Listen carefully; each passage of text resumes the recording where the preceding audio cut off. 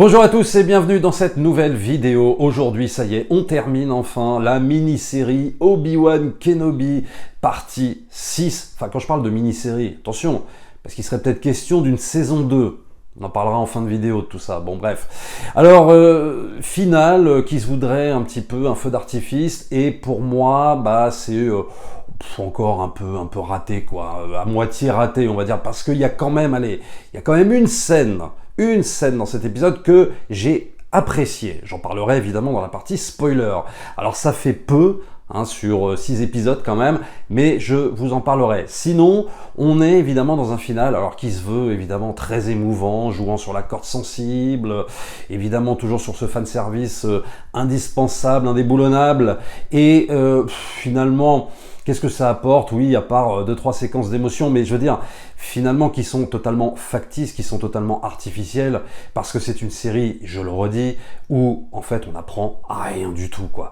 On n'apprend rien. Je faisais un comparatif l'autre fois, la vidéo, vous pouvez aller voir d'ailleurs sur la chaîne que j'ai publiée en début de semaine, sur les 4 séries Star Wars à voir, et qui, pour le coup, ont beaucoup d'intérêt, dont font partie Star Wars Rebels, Clone Wars. Ça, c'est des séries méga intéressantes. Alors, oui, bien sûr, dans ces séries, il y a du fanservice, bien sûr, mais on en apprend sur le déroulement de la guerre des clones, on apprend dans Star Wars Rebels l'Empire, le fonctionnement, on a des personnages qui sont hyper charismatiques, qui apportent de l'intérêt à la saga, qui rehaussent presque même la saga. Ça, c'est des séries, oui, avec du fanservice, mais qui apportent réellement quelque chose. C'est-à-dire qui ne sont pas indispensables pour la bonne compréhension de la saga de films, mais quand on est fan et qu'on veut explorer un petit peu plus l'univers, pour moi c'est un régal, quoi. Voilà, là, dans Obi-Wan Kenobi, on n'apprend rien du tout, mais rien, absolument rien, si ce n'est des choses qu'on aurait envie de voir. Alors, pour certaines, c'est sympa quand même, on se dira c'est cool, j'avais envie de le voir, mais au fond,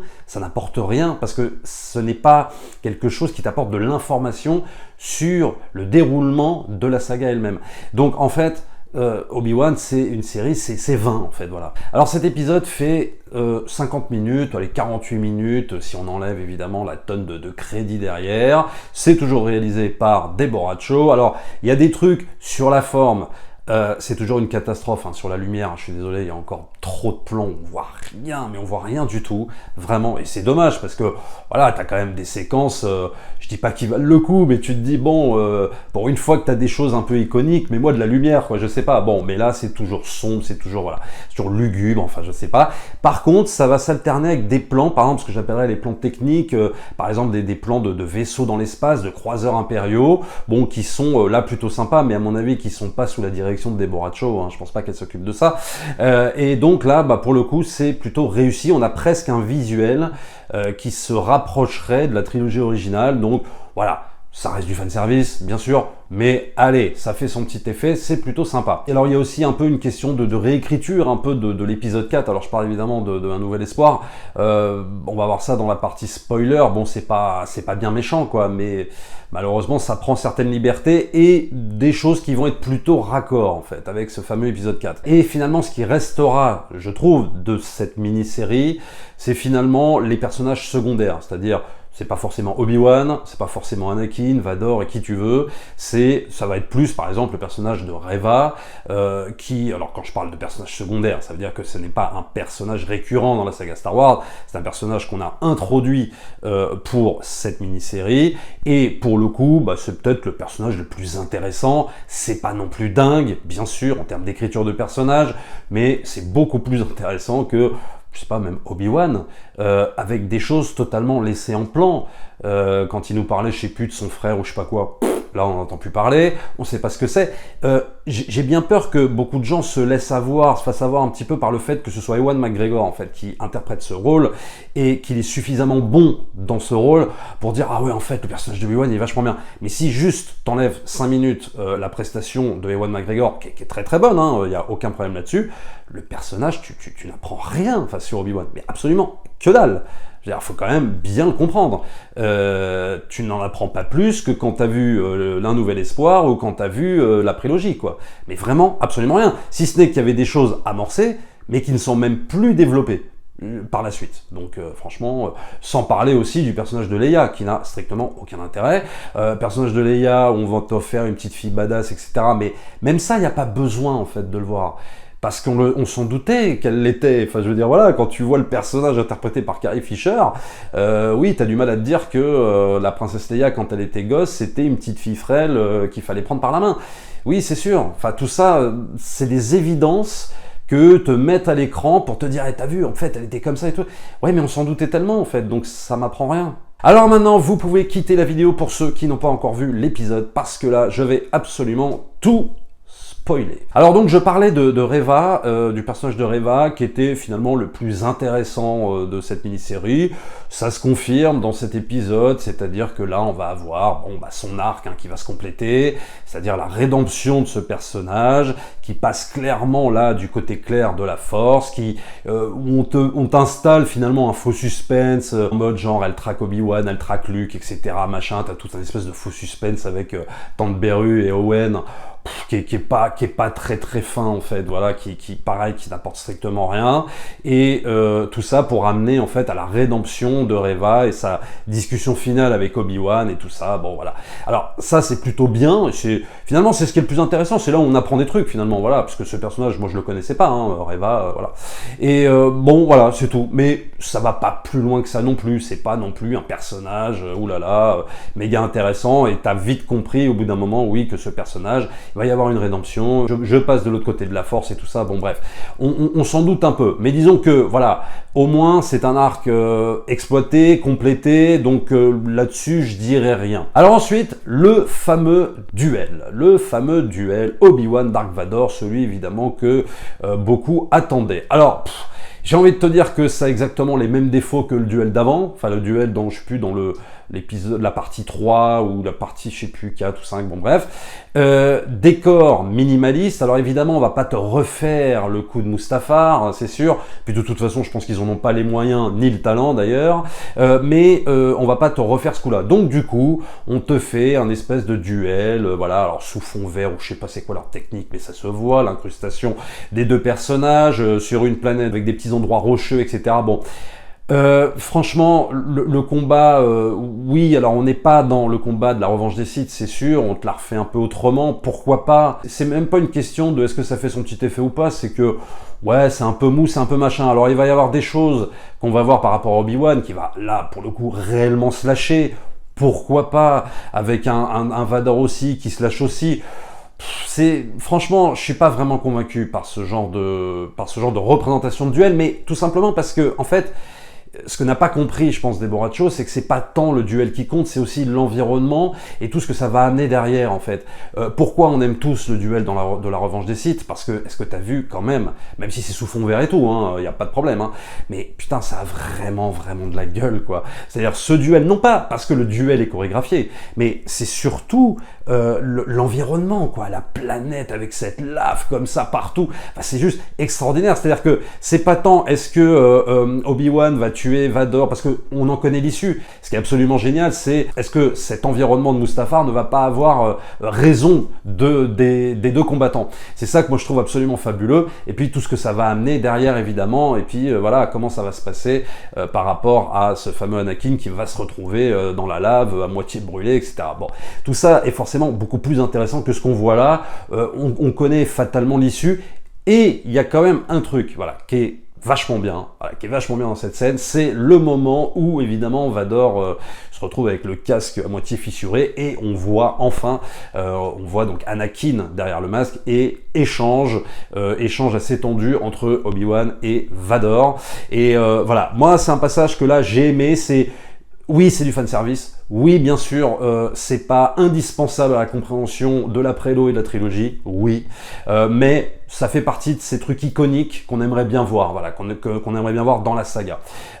C'est peut-être le truc qui manquait, voilà. Et là, pour le coup, on le voit, j'ai trouvé ça méga intéressant, de par la mise en scène, déjà, là pour le coup, le coup c'est bien mis en scène. On voit enfin Hayden derrière ce masque et tout ça, c'est super intéressant, puis il passe en fait de la voix de Anakin à celle de Vador, et puis surtout ça permet enfin qu'il y ait une véritable logique par rapport à un nouvel espoir, puisque en fait Obi-Wan, là pour le coup, va comprendre que Anakin c'est terminé, et qu'il va enfin pouvoir arrêter son sentiment de culpabilité, essayer peut-être de le récupérer. Là il sait que c'est mort, c'est fini, c'est irrécupérable, et donc il va enfin, je dirais, pouvoir être un peu en paix avec lui-même et voilà, partir et passer à autre chose, et puis retrouver finalement son ancien élève dans l'épisode 4, Un Nouvel Espoir, et ce moment où il lui dira enfin je vous retrouve, avant quand je vous ai quitté vous étiez, j'étais votre élève, mais maintenant je suis le maître, etc. Donc je dirais que bon, allez, ça coïncide à peu près. C'est plutôt pas mal. Mais disons que ce moment, voilà, ce moment, je trouve particulièrement, il est particulièrement fort. Après, oui, je le redis, ce n'est pas non plus indispensable, mais au moins, on se dit, bon, je me suis pas tapé 6 épisodes de cette mini-série pour pas avoir cette scène-là, quoi. Voilà, au moins, on a cette scène. Et cette petite séquence, ce chant contre chant, avec la réaction aussi derrière d'Obi-Wan, la façon dont Ewan McGregor le joue, je trouve qu'elle vaut plus le coup, si tu veux, que le duel en question, qui pour moi n'a pas beaucoup d'intérêt. Alors après, il y a la réintroduction du personnage de Luke, qui pour moi n'a pas beaucoup d'intérêt. Voilà, pour moi, ils en font absolument rien de ce personnage. C'est dommage parce que c'est quand même un des personnages les plus importants de la saga, et ils en font strictement rien, quitte même à réécrire quelque part un peu Un Nouvel Espoir. Parce que sur la fin, t'as quand même Oncle Owen qui te dit hey, t'as pas envie de faire connaissance quand même avec Luke et tout ça, alors que bon, normalement, ils sont censés pas vraiment se connaître. Surtout que quand on voit par exemple l'épisode 4, t'as Luke quand même qui fait à ses 3PO oui, le vieux Ben, oui, c'est un type étrange, c'est un ermite et tout ça. T'as pas l'impression, si tu veux, qu'il l'a connu, qu'il l'a bien connu, alors que là, la façon dont Obi-Wan est introduit dans cette scène avec Luke, c'est genre, allez, on va se taper la discute, je vais te transmettre le jouet, le fameux jouet là qu'il a dans la ferme. À un moment donné, tu te dis, non, ça c'est pas raccord, quoi. Enfin, franchement, normalement, Luke, il est même pas censé le connaître, quoi.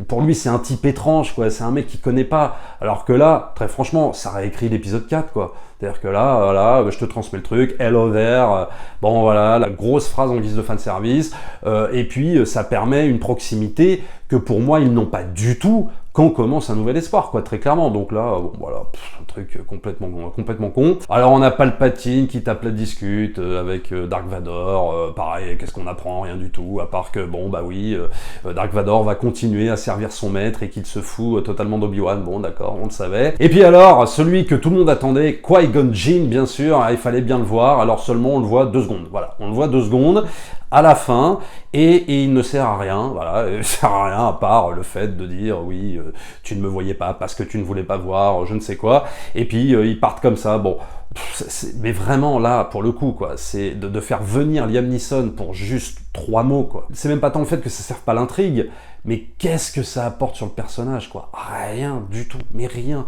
Ni sur Qui-Gon, ni sur Obi-Wan, mais absolument rien du tout, quoi. Et donc, s'oppose maintenant la question d'une éventuelle saison 2, parce que c'est ce qu'on a lu.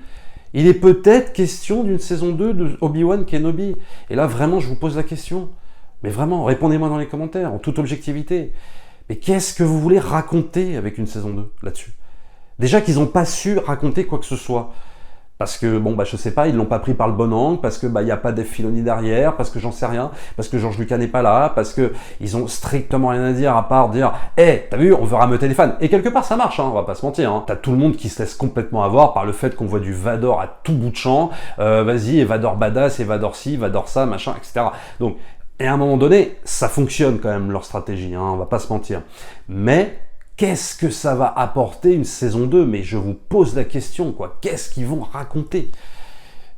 Moi, vraiment, je vois pas, quoi. Alors, à moins que, s'ils font une saison 2, ils ont tout un truc à développer sur l'Empire. Fonctionnement de l'Empire, fonctionnement politique, les gouverneurs régionaux, tout ça, machin. Tout ça peut être très intéressant, je dis pas. Mais alors, il va falloir un sacré showrunner. Vraiment, hein, je vous le dis. C'est pas même Andrew Stanton, hein, parce que des gens qui m'ont dit ouais mais t'as vu quand même Andrew Stanton, donc celui qui avait réalisé Wall-E et tout ça machin, ah ouais il a quand même scénarisé, bah ouais mais tout Andrew Stanton qu'il est, moi je suis désolé quoi, le scénario il est complètement pété quoi, la narration elle est flinguée, mais vraiment. Donc je me dis que s'ils changent pas d'équipe de showrunner, s'ils changent pas la réalisatrice, parce que là il faut vraiment la virer, hein, honnêtement, faut prendre quelqu'un d'autre. Je sais pas, moi, prenez Michelle McLaren, prenez qui vous voulez, mais vraiment faut la changer. Je vois pas ce que tu peux raconter en saison 2, quoi. Là, il va falloir m'expliquer. Alors, à part refaire, oui, encore du fanservice, nous remettre du Vador, nous remettre du combat Obi-Wan Vador, qu'on a déjà vu, alors que là, fatalement, il y a presque l'arc est clôturé entre les deux. Ça y est, c'est fini, voilà, il l'a laissé tomber, machin, bon, bah maintenant, ils se reverront à l'épisode 4, quoi. Enfin, je veux dire, dans Un Nouvel Espoir. Qu'est-ce qu'il y a d'autre à dire, quoi? Mais malheureusement, on sait très bien qu'ils vont être tentés, de la faire. Là, ils sont peut-être en discussion, ils doivent se dire, bon, qu'est-ce qu'on fait, quoi? Mais alors, honnêtement, qu'est-ce qu'il y a à raconter, quoi? Vraiment. Donc, franchement, restez sur Clone Wars, restez sur Star Wars Rebels, restez sur ces séries-là. Même, voilà, jouez aux jeux vidéo, Battlefront, je sais pas, plein de trucs, même Star Wars Vision, tout ce que vous voulez. Mais vraiment, là, franchement, moi, j'ai plus rien à dire là-dessus, quoi. Enfin, ça aurait été, non pas un calvaire, parce que quand c'est du fanservice, il y a toujours quelque chose qui te fait plaisir en tant que fan de Star Wars, c'est sûr. Mais très franchement, le bilan, quoi, il est très très mauvais, quoi, sur cette série, tu vois. Alors que il y avait des choses à faire, il y avait des choses à exploiter, et pas du Vador à tout bout de champ, et pas des choses tellement évidentes, mais où t'apprends rien, quoi, où il y a aucune information, que du coup, cette série, et je vous le garantis, quoi, cette série ne restera pas dans l'histoire de Star Wars, et ça, j'en suis convaincu, mais au même titre que la post-logie. Elle ne restera pas dans l'histoire de Star Wars, on ne s'en souviendra pas, quoi. Moi, ça, j'en mets ma main à couper, quoi, c'est évident. Je vois pas comment cette série peut rester, quoi. C'est pas possible. C'est pas ça dont on va se souvenir. On se souviendra de la guerre des clones, on se souviendra de la prélo, on se souviendra évidemment de tous les à côté de la trilogie originale. Mais ça, vraiment, je vois pas, quoi, honnêtement. À part la scène dont je vous ai parlé que j'ai vraiment aimé. Voilà, c'est cette scène-là. Je trouvais ça très intéressant, très bien exploité, très bien mis en scène, machin, etc. Sinon, tout le reste, ils ont beau mettre quelques thèmes de John Williams, le thème de la princesse, le thème de la marche de l'Empire. Bon, tout ça, c'est tellement artificiel, sans déconner, que pour moi, voilà, le bilan, plus que mitigé, mais carrément hyper mauvais sur cette série Obi-Wan. Et je le redis, il y a tellement d'autres choses de très très bien en spin-off, si vous vous donnez un petit peu la peine. Abonnez-vous à la chaîne si ce n'est pas encore fait, likez, partagez comme d'habitude, et nous on se retrouve très très vite pour une prochaine vidéo. Ciao!